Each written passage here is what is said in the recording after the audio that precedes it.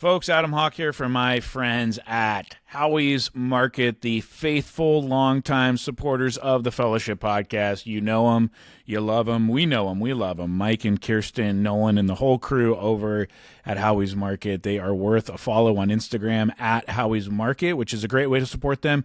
If you don't live anywhere near the joint, if you do, if you're in San Gabriel, check them out at 6580 North San Gabriel Boulevard. You already know this is a boutique, beautifully curated grocery store. It looks like something from the 1950s. It's family owned and operated. It's award winning. The meat department, the seafood department, the fresh produce, the spirits, the craft beer, the wine, they have it all.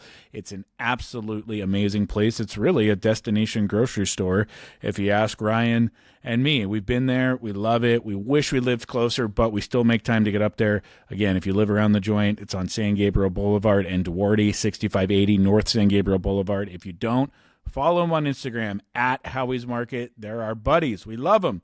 They support the show. They make it free for everybody. Thank you, Howie's. Let's get to the episode.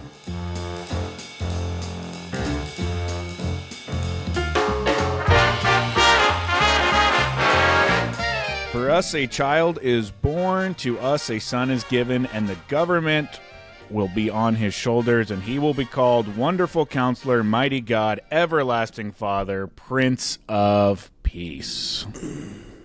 Did you watch my sermon and you're trying to make me see if I paid attention? And with that, ladies and gentlemen, we welcome you to the Fellowship. See how I know these things like right away? A priest, It's unbelievable. a pastor, and a rabbit walk into a bar. It's too good. Just kidding. Your sermon, what do you mean? From your church? Yeah. Do you think that your church during Christmas is the only church quoting Isaiah 9:6? No, I just think that's something that you would do. Quote a Christmas verse during Christmas? Well, you know. Sure. Is this two podcasts in a row where you don't understand the concept? Let's go to Craig Dunlap. Does Ryan Engle I understand understand the concept. going on I right thought now? that I know that you've watched him in the past, so I was just like, oh, is he going to see if I did my homework or something? Sure. Ladies and gentlemen, welcome to the Fellowship. Welcome to the Christmas season. My name is Adam Hawk. He is Ryan Engle. Ryan's fighting a little bit of a cold this morning. Got the text at 6:30 a.m. that he was running late.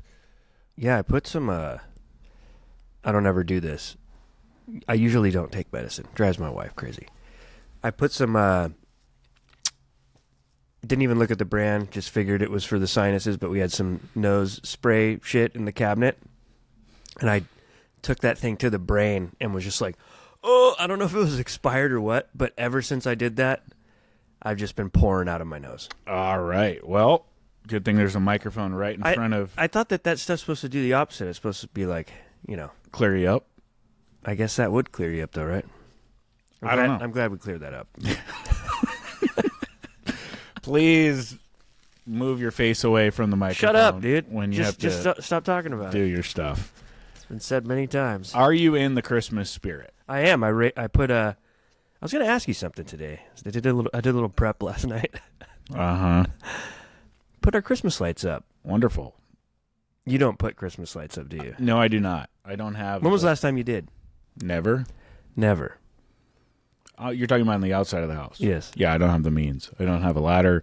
I don't have lights. I don't have You a nail. have the means. That's not a good enough excuse. No, I don't have any of the stuff. I don't have the nail gun or the staple gun. Damn, they don't sell ladders in Fullerton? They do, but I am not in the market for one. I'm okay to... Did the sun on the back of your TV fry YouTube so you can't use it at home? That's crazy, dude. You guys off grid now? No, I just don't put up lights outside. You know you're raising two kids that are going to have a fake tree with no lights on the house. There's plenty of... And a sign on the door for Halloween. There's plenty of Christmas cheer inside of the house. I'm sure there is. I hope there is. Except 7:30 a.m. the day after Christmas. That would be late for me. I am trying to beat my record of getting the Christmas decor down on December 26th. Sure. And I will. I can't wait. But yes, the Christmas spirit is alive and well with you. That's wonderful. You put your lights up. Are you the type of jackwagon that leaves your lights up deep into January? No, but you got to keep it up till the New Year. You don't. New Year's Eve. Go ahead. New Year's Eve. Yeah, you got to have them up New Year's Eve. It's just, it's part of the deal. You ever walked by a telephone pole or some sort of outdoor bulletin board or seen a scrolling marquee and they're advertising something that already happened? For example, if we still had posters up that said, come to our yard sale on November 28th and it's December 8th today. Doesn't that just give you anxiety of living in the past? Not really. There's one time in 1997 when I won the state MVP, and that my name was on the marquee for quite some time after I won, and I thought that was really nice. So I guess it's all situational, Adam. What'd you win? The MVP of surfing? Yeah, state MVP. State? The whole California? For the longboard division. Wow, that's very nice. Congratulations. How old are you? I was a sophomore, so what are you, 14, 15? 15-ish? Yeah, I think I got my license end of my sophomore year, so it was probably 15. Yeah.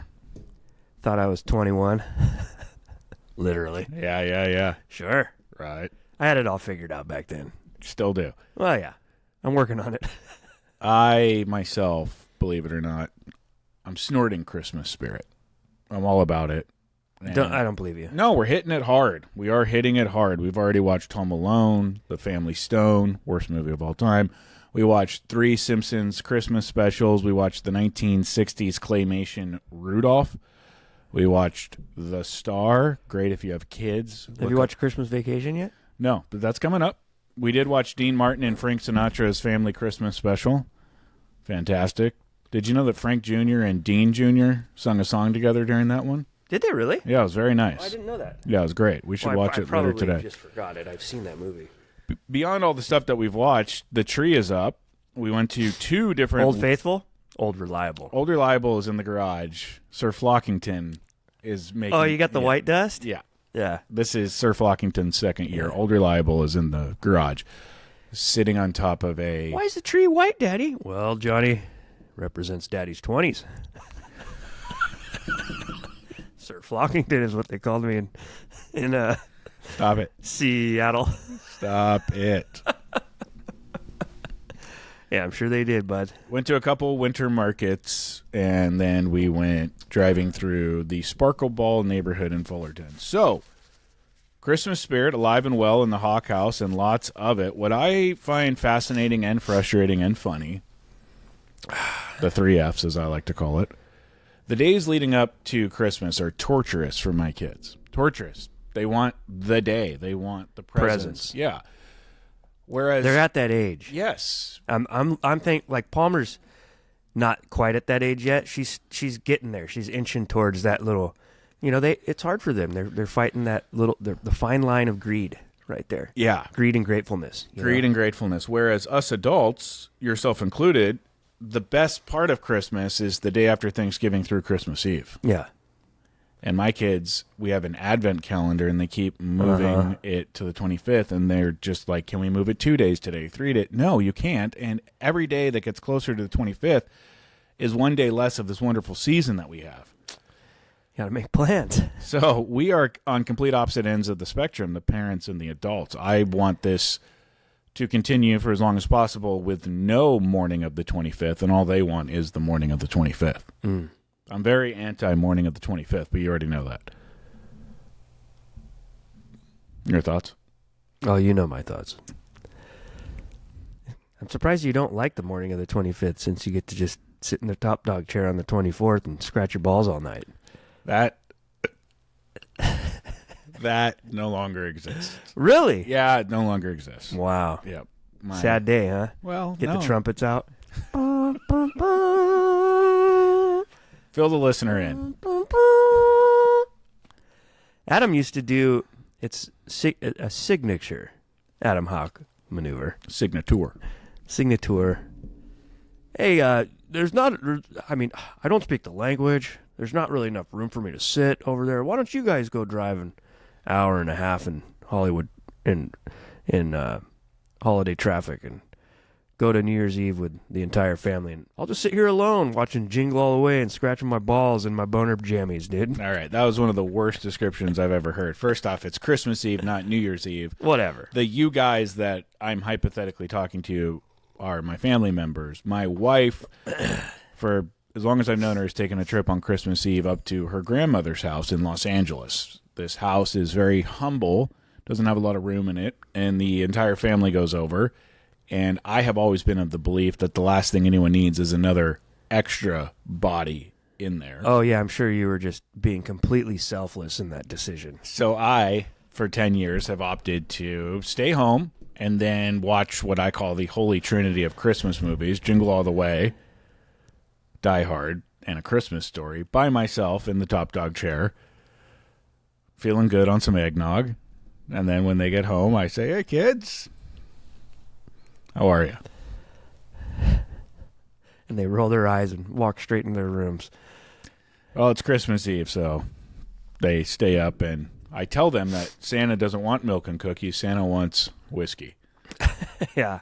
Because Santa gets milk and cookies at every house, so let's give him a little something to make this night a little more fun. They have completely bought it, and here's the great thing.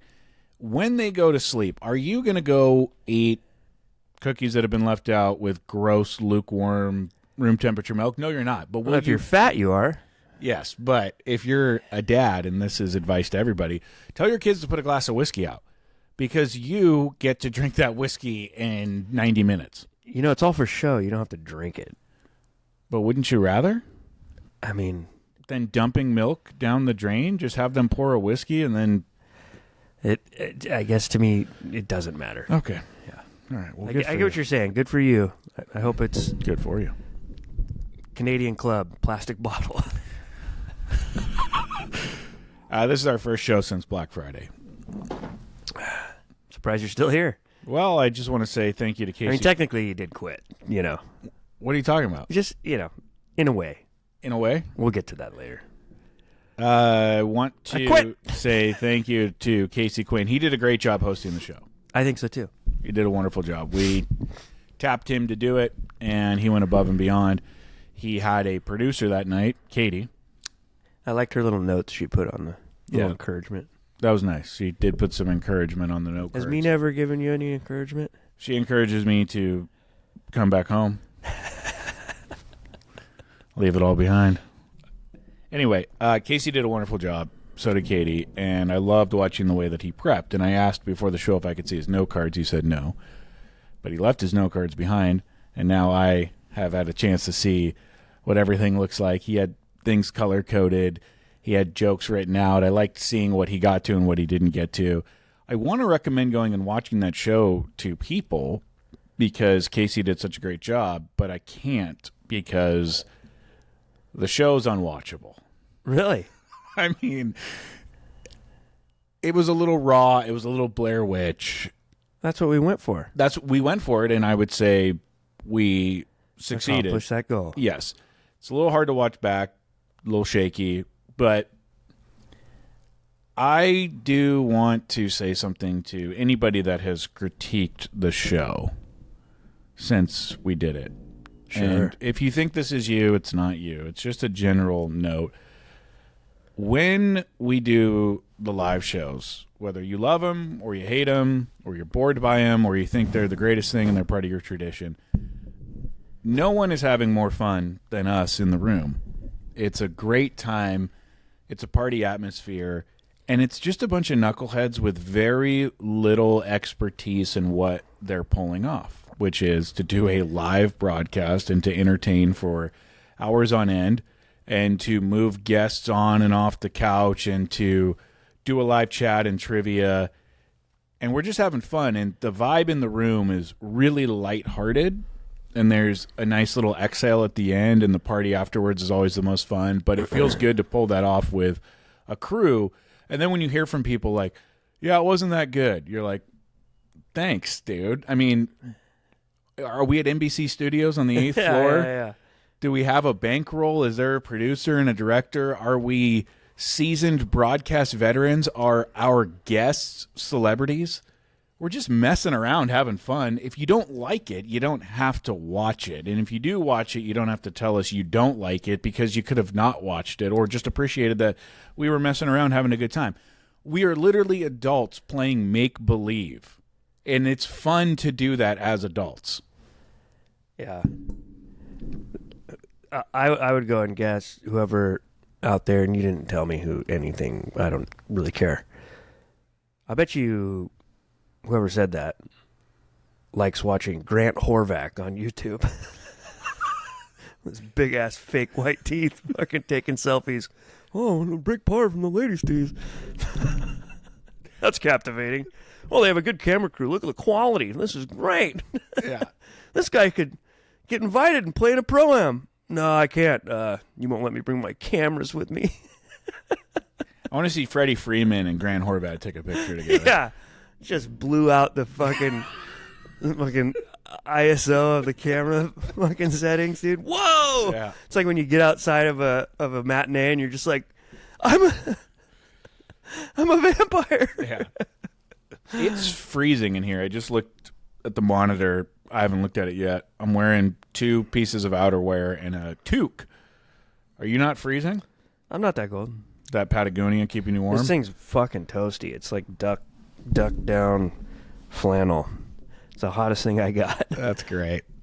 So yeah, good job, Casey, on that Black Friday show. If you want to watch it and you can tolerate it, go ahead. I haven't had a chance to really pour out my heart and say I love you to Howie's Market, but I have to. I mean, for the second year in a row, they took care of Thanksgiving for the entire family, and they go above and beyond. I put an order in these last 2 years, and then they're like Jesus multiplying fish and loaves of bread. All of a sudden, we can feed 5,000 when I only ordered for 6. So they go nutty on it, which is really nice. And I can read your mind because we've done this long enough together. You're formulating the joke about how I sent my mother-in-law to pick up. I was just seeing if you're going to mention it. Yeah, and I will, because as soon as my mother-in-law walked into Howie's on the busiest day of the year, within one moment she was recognized, and Kirsten took her to the front of the line, and I asked my mother-in-law how long she was in Howie's for. 10 minutes. By recognized, you mean since I gave you shit about it 3 days before, you were desperately texting back and forth. Let me know when you get there. I'm going to text Kirsten. She's going to find you. What kind of color shirt do you wear? I guarantee you all that happened. Thank you to Howie's Market. You know it, dude. Very much. He knows it. Thank you. Hey, I'd like to take some credit for saving the hour and a half of standing in line and being unrecognized that would have happened had I not given you shit for that. You're welcome. You're welcome to the Camacho family. Speaking of the Camacho family, my wife was scrolling Instagram the other day, as she is wont to do. Jeez. You ever notice that wives, if they catch you scrolling on the phone, are always upset, but it's only after they just finished scrolling themselves? I mean, oh, man. That is a can of worms, brother. All right. Well, let's not open it. I just wanted to point that out. Anyway, she was scrolling Instagram. She follows an account called the Pasadena Humane Society. They are a shelter in Pasadena. And as she was... What do they give out, K95 masks? You mean N95? And to who? The animals? The people? What are you talking about? Just kidding. It's dude. an animal shelter. I got you. So... They're animals. She follows it, and every week they do adoptions of the week, and there's a photo carousel of folks that have come in and adopted animals. And as she's scrolling through the photo carousel, lo and behold, Mike Nolan holding a tiny baby little kitten on the Pasadena Humane Society. Was he feeding it vodka? Skachka.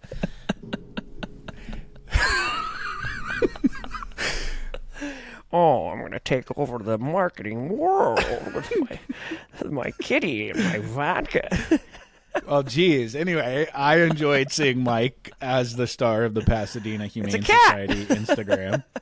And I thought it was great that he's a cat guy? Well, besides that, just that he shows up on that Instagram account. Yeah. Randomly. I love when a small world becomes even smaller.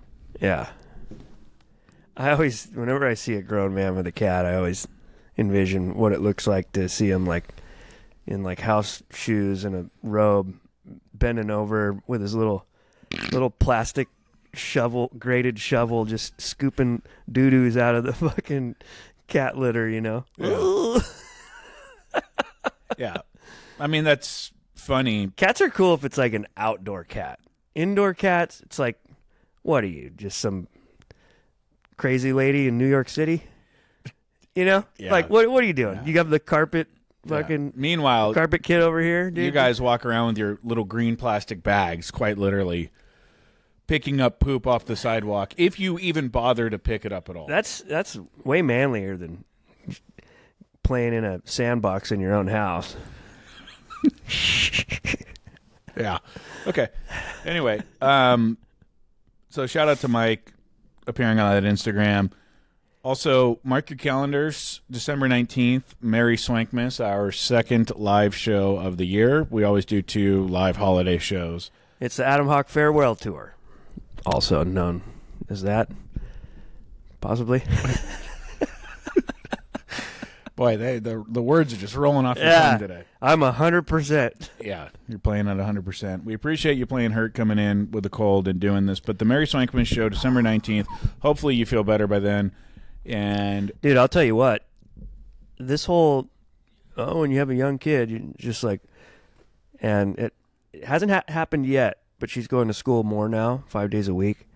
And I'm just like one after the other. Right when I start feeling better, I get another little sniffle, you know? And, yeah, this has been a long go. yeah, I'm sorry to hear that. Been through it. And every year for the last 3 or 4 years, our Decembers have been completely ruined by what you're going through. And so this year, starting back in October, I've been drinking a packet of Emergency every single morning with my coffee. Like, Really? Emergency You and put then it coffee. in the No. No, it's... I was like, what the hell is no, that? I do not put it in the coffee. I realized right as I was saying that what it sounded like.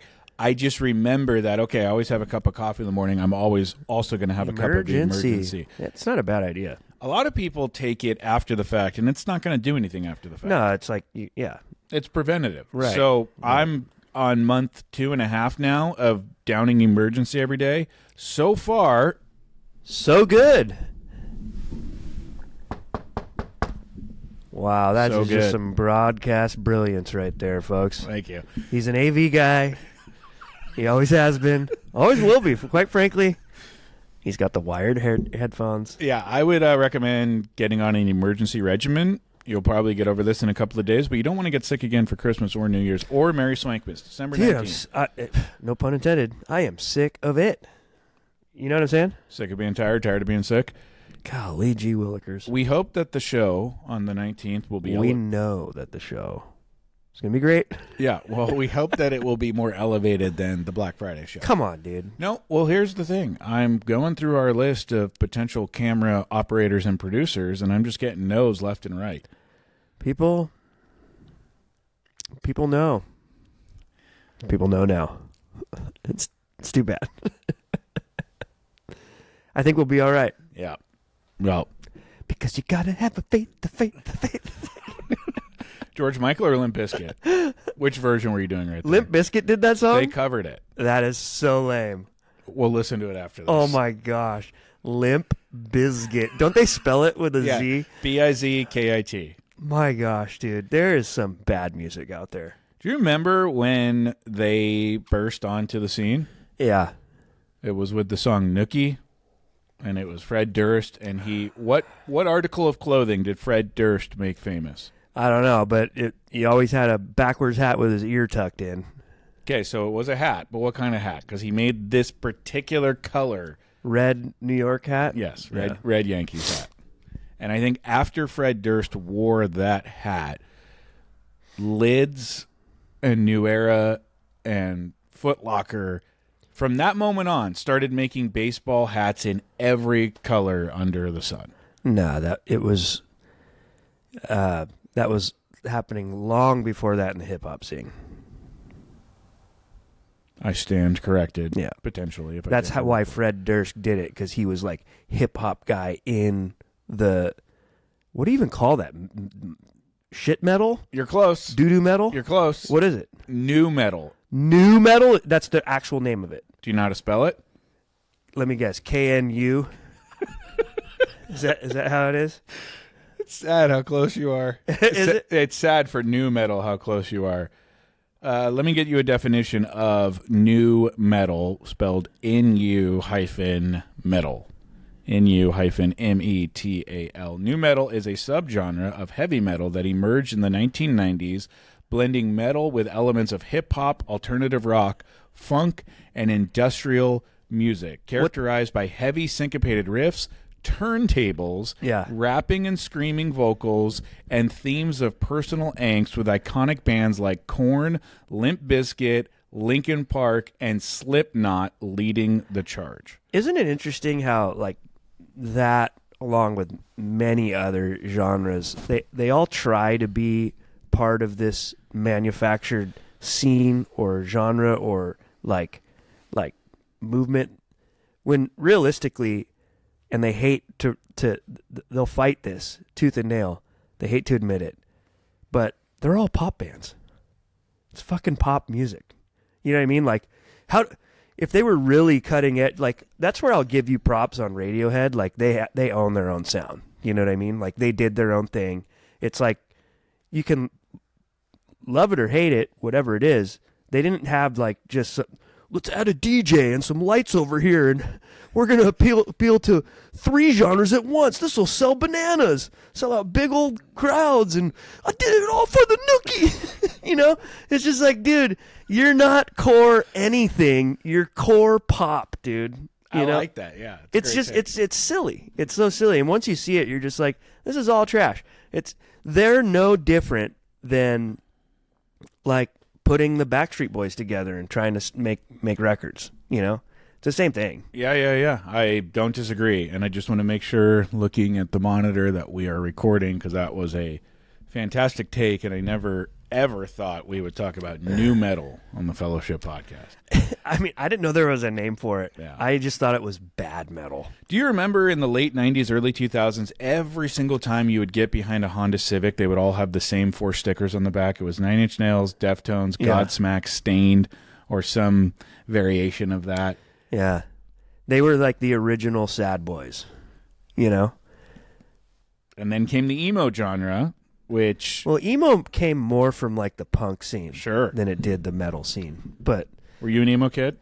No, obviously not. But, I mean, everybody was guilty of maybe not going full emo in their CD book, but having those ones that kind of towed the line, you know? Those indie bands that were more of a hybrid. And then your buddies who were wearing the girl jeans and, like, you know, had the diamond earring and, like, the hair all fucking sad. Like, you're like, oh, he's got a full emo CD kit. You know what I mean?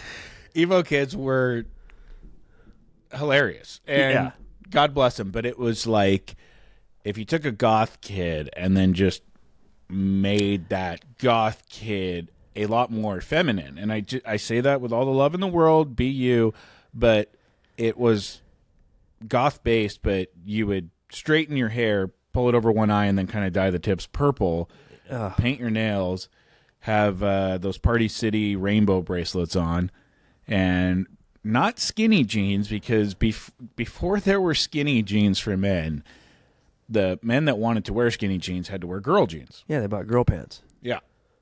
So that was a thing, and that was a thing that was all over my high school, because that was peaking when I was in high school. Oh, yeah. I mean, you knew you were something if you knew your size in girl pants. I'm a 10. Yeah, you are. We're laughing with, not laughing at. I'm laughing at. You guys are all idiots. All right. Weren't you like a Rastafarian Irie guy? For a short time, yeah. Yeah. We all went through smoking weed's cool. Right, but weren't you no one ever was like, oh, he's a pothead. It's like, pfft, I'll kick your girl jeans ass, dude. with my dreadlocks. Did you have dreads? No. Come on, man. White guys can't have dreadlocks, and if you do, you better cut that shit off. It's only a matter of time before that cultural appropriation wizard's coming for you. The wizard of cultural appropriation. Yeah, and he's got a big long sleeve. I don't even know what that means, or if I should be laughing or not. So let's move on. We need a camera person for Mary Swankmas. So if you know how to operate a 2 to 3 camera shot with a switchboard, let us know. And we move on to a couple of big birthdays this month. A couple of really big birthdays. 2 of them. Jesus Cristo. Correct. December 25th. That's one of them. Savior of the world. And then 5 days later, the potential savior of senior PGA Tour Golf. Oh, yeah. You think he's going to do it? Eldrick Taunt Woods, better known as Tiger Woods, turns 50 on December 30th, and that makes him eligible for the Senior Tour, which has undergone quite a lot of name changes. It's now called the PGA Tour Champions. It used to be the Champions PGA Tour, and before that the Senior Tour, but now they've mixed it up, and who cares? It's the old guy circuit. He turns 50 end of December. He will be eligible. And before I ask the obvious questions, there are 3 obvious questions, and I want you to answer all of them. 1 is, should he do it? 2 is, will he do it? And 3 is, do you want him to do it? Before I ask you those questions, let me update the world on Tiger Woods, because he's rarely seen anymore. But he showed up at the Hero World Challenge. Because he had to. Well, yeah, it's the event that he hosts down in the Bahamas, and there was a press conference in which Tiger disclosed that after his 7th back surgery, by the way, 7 back surgeries, that's incredible, he has more back surgeries than Phil Mickelson has majors. That's crazy. That's a lot. That is a lot. 7 back surgeries. He is waiting for his disc to I broke my back. Spinal. My back is broken. My back is broken. Jim Gray being so confused on behalf of the world while interviewing Mike Tyson after that fight was incredible. Anyway, so 7 back surgeries for Tiger. This recent one came on October 10th. He has just been cleared to chip and putt, but he says he's a very long way away from competitive golf. How far away is he from competitive golf?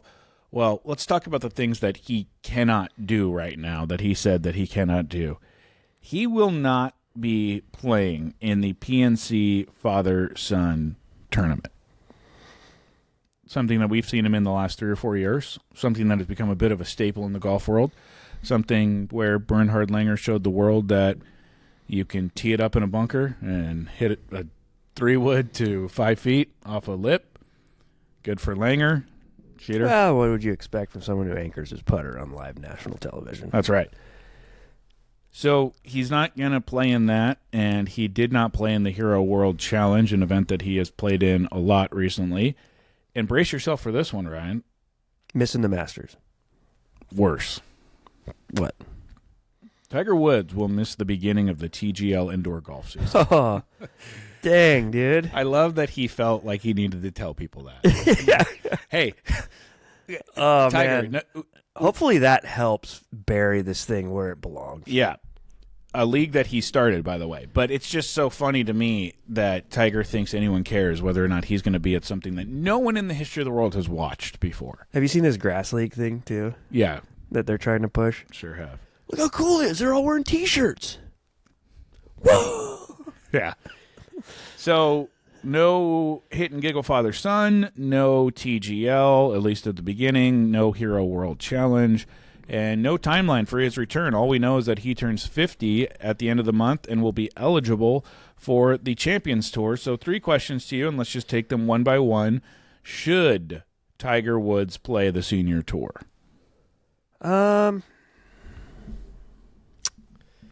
That's a tough one.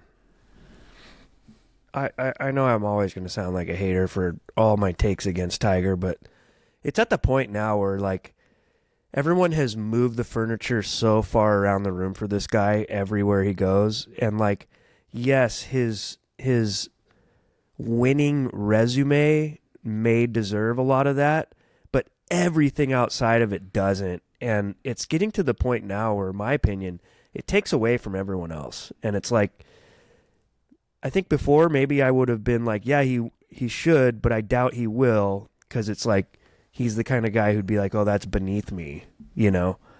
I don't know now. Maybe it's changed for him since all of this shit has made him off the radar so much. So I don't know. Maybe he's. I can't think for him. I can only imagine, but I just feel like all those other guys that are on there are just absolute seasoned road dogs. and they just, once they hung it up on the regular tour, they're just still out there chasing because they just love golf. They're for the lack of a better term, they're fucking golfers. And I just don't see Tiger as that. And it's like they're going to roll out the red carpet for him and just prop him up and bring him over there for the ratings and shit, and I get it. But it's like just takes away from everyone else. I just imagine it being like glazing every shot while like someone else has their career around. And you watch for anyone who's ever watched it, you watch the senior tour sometimes, and 9 times out of 10 when a guy wins and he tastes that victory, he's just like really emotional. It's been a long journey. It's been a long time maybe since he's been up there. Like he got that feeling again. A lot of those guys travel with their whole families and especially their wives.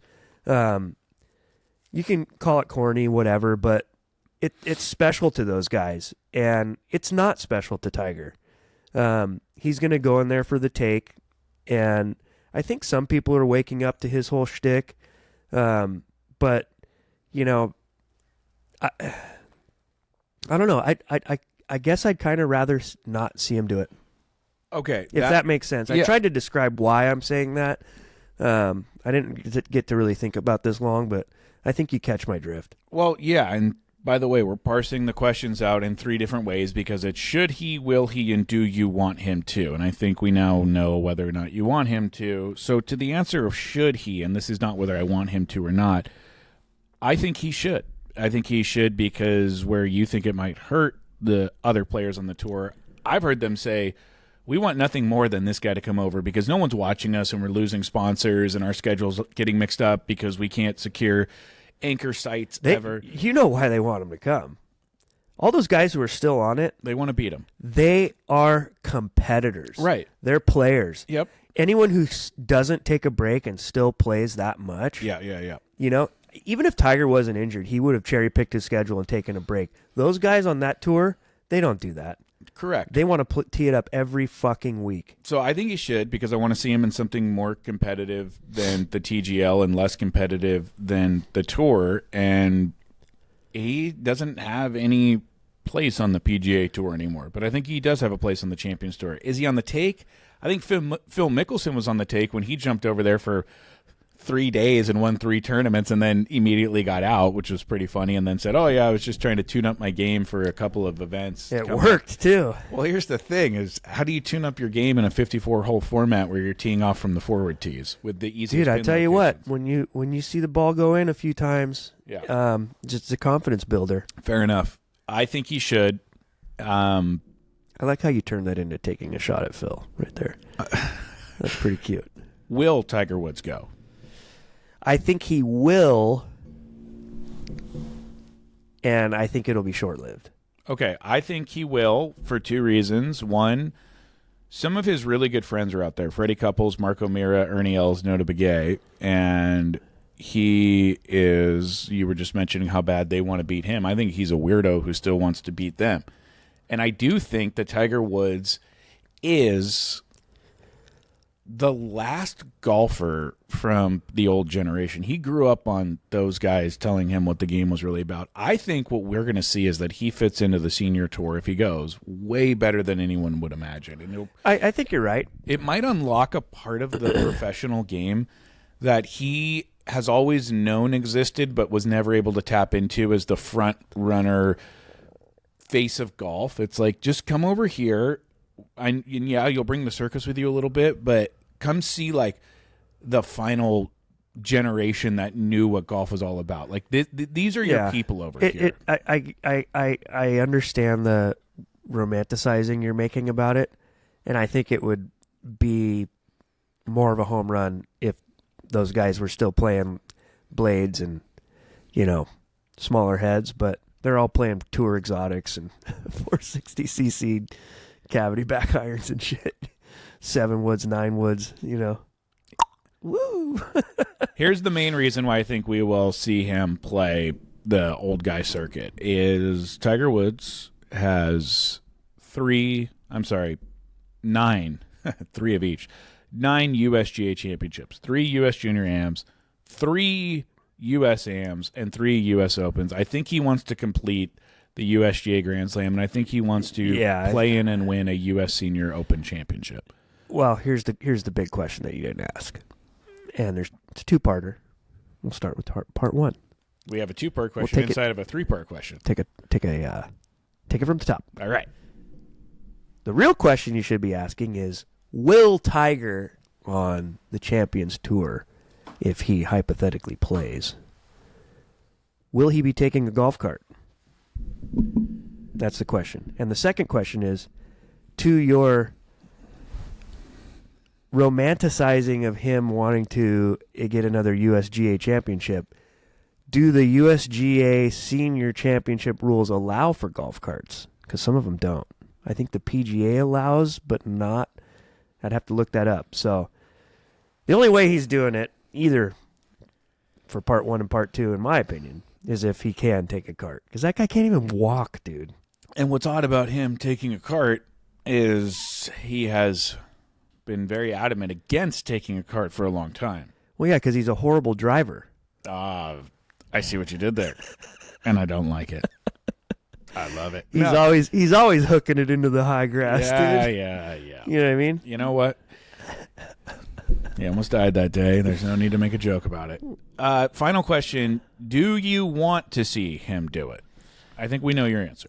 No, I think honestly, I would like to see him do it. I've said this from the get-go. Part of my biggest gripe with Tiger is that he's never truly filled the shoes of his place as one of the game's greats, meaning as all these greats got older and, for lack of a better term, less competitive, they filled this shoe and this void to carry on and be a true game ambassador, where Tiger still would be like, well, I show up to win. If I didn't come to a tournament with the mindset to win, I don't know if I could do it, And it's just like, dude, sign some fucking autographs and be like, look at what you want to say, that like he's one of the last guys who was learned by the old guard, and he was. And that's why I have this opinion about him, because he knows better. Mm-hmm. He saw those greats get older and how they carried on as true ambassadors. He witnessed and hung out and played golf and was friends with Mr. Palmer. Come on, dude. You got the greatest example of all time. You know what you're supposed to do, but you're still cherry picking, doing the bare minimum with the fans, doing everything that's for you. He just looks out for number one, and that's just what I don't like about him, So, I don't know. Yeah. But that being said, I think I'd like to see him do it, because I've seen him make some tiny efforts in that thing. Like, he's at least laughing and talking to people in his group, like shit like that, Right. And everyone freaks out like, look how much fun he's having. It's like, come on, dude. You're freaking out about this little sliver he goes in that direction because he fucking was so anti. So you're just going to glaze over that whole fact? I feel like he owes the golf world at least a little bit of ambassadorship. So hopefully that comes from that if he does do it. Right. Does that make sense? It does. It makes a lot of sense. I do want to see him do it because for me... You're a freak. No, I think him going to the senior tour would be like me going to the senior tour, because... You're like Adam Ukatau. What was Rachel Ukatau's last name? Ukatau. Adam Ukatau. I associate my professional golf fandom with Tiger Woods. That's where it started. So if he goes and elevates to the next level of the senior tour, I feel like I'm going to go with him, because Have you ever been to a senior tour event? I went to Media Day of the Gallery Classic. I don't know that I've been, but I know that it's I really pretty awesome. Yeah. The access is really great. awesome, and the guys are they're, I guess, just being like a real core golf fan. I don't know how you would describe that. A weirdo in like to the core of golf. Just knowing those guys are like road dogs. Yeah. I mean, it's romantic. It is. There's something about it. It's salty, and you can get real close to them. Yep. And they're they're all legends, dude. Yeah. They're not these young guys coming up that you don't know when you go to the Bob Hope. You know what I mean? It's That's like what I'm saying. You're like, dude, that's fucking yeah. So he's kind of hand-holding me into the senior tour. Yeah, that's cool. I like that. Yeah. Yeah. The reason I think that works so well is because there's been nothing on the regular tour that has captivated me to stay. Do I want Dude, it's evaporating. And do I want to stick around and watch Akshay Bhatia and Keegan Bradley and Wyndham Clark, or do I want to have Tiger handhold my fandom and save my pro golf fandom and bring me back to where Stephen Ames and Ernie Els and Freddie Couples are playing and they're interacting with the gallery and it's just a lot more fun. Yeah. And it's what I grew up watching. The senior tour looks like what Tin Cup looks like when you're watching the movie. We should go to I don't know what they call it now. That used to be the Toshiba, but the one at Newport Country Club. The Hogue Classic. That's a great tournament. They do such a good job there, and that course is so sick. It's I call Newport Country Club the Des by the Sea. I know you said that after I played it because I texted you after I played it. I played it this year. Yeah. And I texted you. This is potentially my favorite golf course ever. It's so sick. It's so good. It has so much charm. Yep. And I don't know. So we, at the magazine, I'm the editor for a magazine. We do this thing every quarter where we ask the members a question. And with the year ending, the question that I asked them was, of all the places you played for the first time in Southern California, what was your favorite in 2025? And so just for fun, I looked back at my gin to see what I hadn't played this year, what I played this year that I had never played before, and what my favorite one was. What's funny is my scores kind of stop around July because I haven't played since then, so there's only 6 months to look back at. But I saw Newport Beach Country Club and was instantly reminded of that day out there, which came right after the Hogue Classic, or right before. It was so fun. Yeah. So fun. And great track. We'll go this year or next year, whenever, because the SCGA just gets so many VIP tickets. Sick. I shouldn't have said that, but nobody asked me. I'm only taking Ryan. Free sandwiches? Put these in your pocket. Well, we talked some golf. I want to reach into my pocket. Oh, shit. Prop comedy here. I've got 3 tickets to the Toshiba Classic. Yeah. I've got 3 things on here. 3 things in my pocket. If you're watching on YouTube, you can see I'm holding up 3 different documents. If you're listening, like Boston Titansor, I will describe to you these 3 items. I have 3 documents in my pocket, and each one of them represent something that I am proud of and take pride in. Holy crap, I'm trying to get... What are you doing, dude? I want to sit forward. I'm trapped by all these wires. Gosh darn it. Okay, there we go. Holy cow. Wow, you are... Okay. All right, we're back. So, with each one, the pride escalates on what I'm most proud of, okay? With these 3 documents. Sure. So, all of these have appeared in my life in the last week. So, we'll start with this. This is my daughter's report card from school. Straight A's with a note from her teacher that says, Penelope met and exceeded the 4th grade benchmarks for trimester 1, demonstrating strong mastery across grade level skills. She reads and comprehends above grade level, contributes thoughtful and creative ideas during discussions, and shows notable artistic creativity. Her writing is a particular strength as she produced an exceptional 5-paragraph narrative essay that displayed clear organization, vivid detail, and strong voice. That's great. Trimester 1. Not bad for a clump of cells, you know? So, that made me proud, but not as proud as this next item. Good and for you. That's the whole point of this descending order. Good for you. We got a card in the mail the other day from someone who will remain nameless because I'm going to read part of what he said.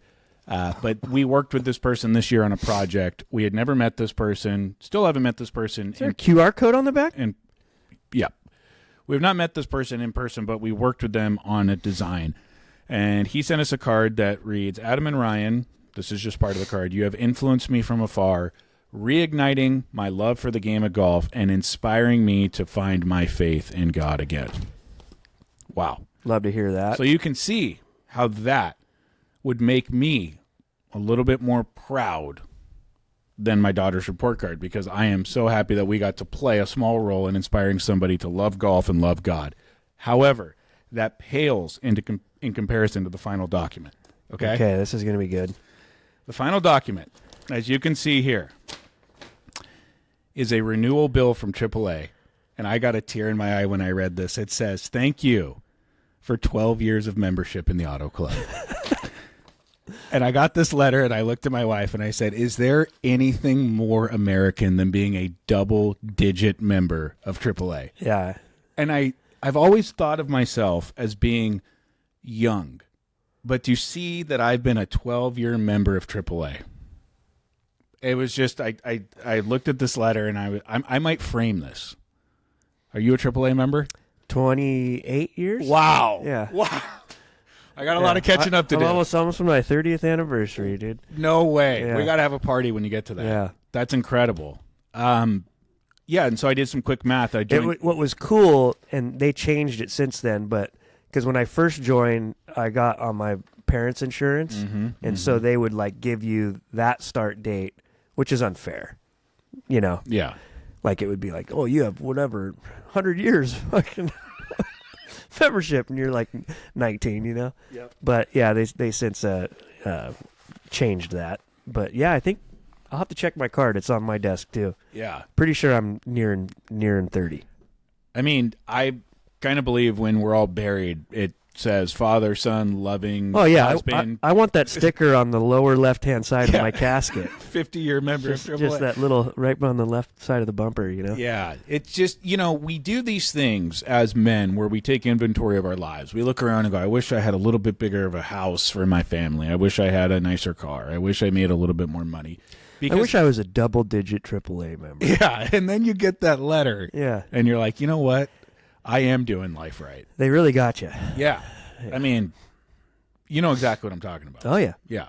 Sure. So, as you can see, of course, being a double-digit AAA member takes precedent over my daughter's report card or somebody telling me that our friendship has helped them find God in golf again. Straight A's. I got one YouTube comment I want to read. Oh, God. Mark Dubison. Did Engle get his car keyed in Riverside? Why does he hate Riverside so much? I don't hate Riverside. Why would I hate Riverside? That's how we shoot our show. Oh, yeah, Riverside FM. That was a good joke. No one will get it except you, Thomas, and me. But that was a great pretty joke. Funny. Will the Thrill will get it. Why? Did I say something about Riverside? For a long time, you've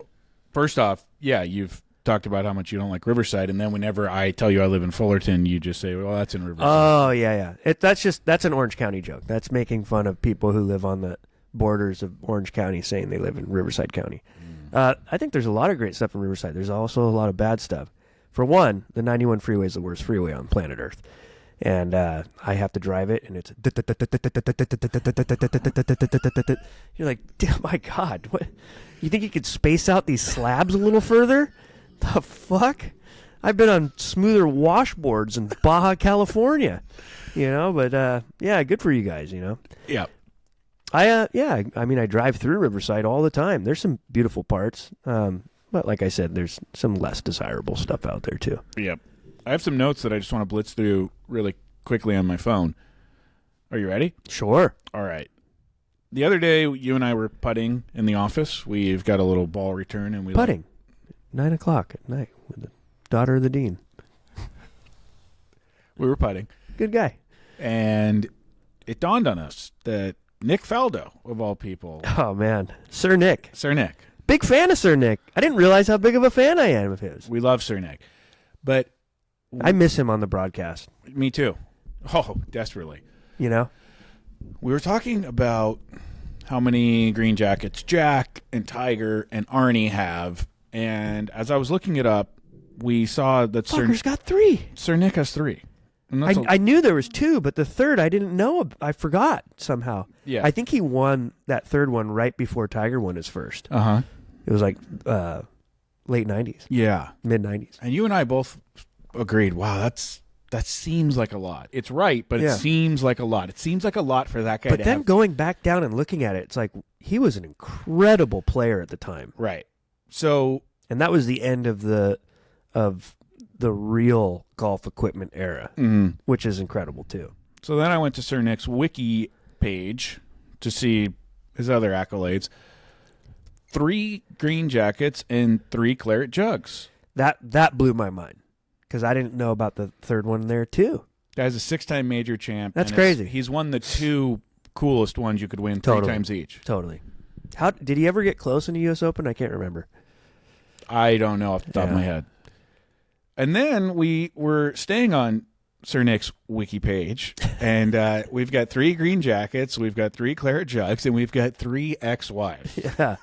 So he's on his 4th. He's on his 4th. He's, 4th time's a charm for Sir Nick here. Yeah. And we now know that Nick has more wives than green jackets, and he has more green jackets than we ever thought possible. Yeah. And that was just a fun little thing to discover together, that Sir Nick has had quite a lot of weddings. And I'm wondering, there's probably some people that have been to all 4 of the weddings. Oh, yeah. And at what point? They're all playing on the senior tour right now. Yeah. At what point do you just stop getting gifts for that guy? That's a good point. When you're rich, who gives a shit? Yeah, that's true. Will you, when you're walking around a grocery store, grab an item, whether it be a beverage or a snack, and eat it while you're walking around and then just all the time have them scan the wrapper? All the time. That's what me and Palmer do. Nice. Palmer and I. We each get a drink. She usually gets a bag of chips or something, and we just rip it. Love that. Yeah, I do it too. I was just wondering because sometimes people look at me because I'm like, shh. Yeah. I'm like, what are you doing? I'm like, drinking a fucking coffee. What are you doing? Yeah. We're in the store. Do you call it the store or the market? I call it the store. Same. My wife calls it the market. The marquee. The marquee. What can you do? Here's a great story. You familiar with the town Carmel by the Sea? Mm-hmm. Yes. Well, they have become my favorite town in all of California. Why is that? The Malbon store? They have become the first town in California to ban pickleball. Wow. That is such a Jim Nantz quarter zip flex right there. It's like, it's too loud. It's echoing through these oak trees. Those sons of bitches out there. I don't even like grown men wearing shorts. This is bullshit. I'm going to get in that council meeting and we're going to ban that shit. That's exactly what happened. Yeah. Not necessarily Jim Nantz or Quarter Zip Nation, but they're so mad about the noise. Yeah. And there are many, many, many cities across America that are starting to lobby their city council to ban pickleball. And now there are some manufacturers of pickleball equipment that are making sound dampening rackets. There are companies that will come to the courts and put up soundproofing around the fences. There are different kinds of balls that they are trying to use in this sport. But it's funny that... Just play tennis. Yeah, well, of course. Just play tennis. And pickleball? They already had that. It's called racquetball. You go in there against the wall, you whack it. You're close to each other. You know? Like what? My favorite? Ping pong and tennis didn't need to have a baby. Right. My favorite take on pickleball was the E-Trade Super Bowl commercial from 3 or 4 years ago. You know, E-Trade has the babies that are the spokespeople, and the babies were playing pickleball, and one of the babies asked the other baby, what's this thing we're playing? And the one baby said, it's tennis for babies for adults. I don't know. It's a good fad. way to put it. It's a fad. I mean, it's loud. And there is a woman named Nalani Leowitz who has a nonprofit organization called Pickleball Noise Relief. And she really grabbed the bull by the horns. Yeah, she's my hero, by the way. Yeah. And she has labeled the sound of pickleball as God, give it to me. Acoustical Assault. I love it. I'm offended. I'm offended by this sound. Acoustical Assault. And all you peasants who are... There's a lady right now suing the Laguna Beach city because she says she has gone insane listening to pickleball outside of her house for the last 2 years. I believe it. Yep, I would have gone insane too. If it was that close, yeah. It's too much. I've watched some good documentaries lately. I just want to throw it out there because I know we always give Telebox and cinema recommendations. Charlie Sheen documentary, wow. Very good. And it's only 2 episodes, which I like. Not everything needs to be, that. Yeah, we don't need 3, 4, 5, 6 parts. Yeah. We're good. So that was nice. And if you want to see something on the complete opposite end of the spectrum, John Candy documentary. Oh, really? Yeah. I didn't know that came out. Talk about 2 guys that lived polar opposite lives. Yeah, right? And then last night I watched the Stiller and Mira doc, which is about Jerry Stiller and his wife and comedy partner, Ann Mira. They, of course, gave birth to Ben Stiller, who went into the business. And Ben Stiller and his sister made a documentary about their parents. And what's interesting is Jerry Stiller, most famous for playing George Costanza's dad on Seinfeld, recorded everything. Everything is recorded. He wrote down everything. He taped everything. He videoed everything. And so this documentary is incredibly insightful and really fun to watch. I would recommend all Like three. of his own work? And his conversations at home with his kids all the time. Oh. It would be like if you and I were hanging out in the office and I was constantly running a tape recorder. That's pretty cool. Yeah, so it's interesting to hear it all back. But if you want to watch some good docs, Charlie Sheen, John Candy, and Stiller and Mira, all out now, all free on one streaming platform or another. And yeah, those are the recs. Ladies and gentlemen, thank you so much for listening. We will to the talk Fellowship. to you later. Talk to you next Monday.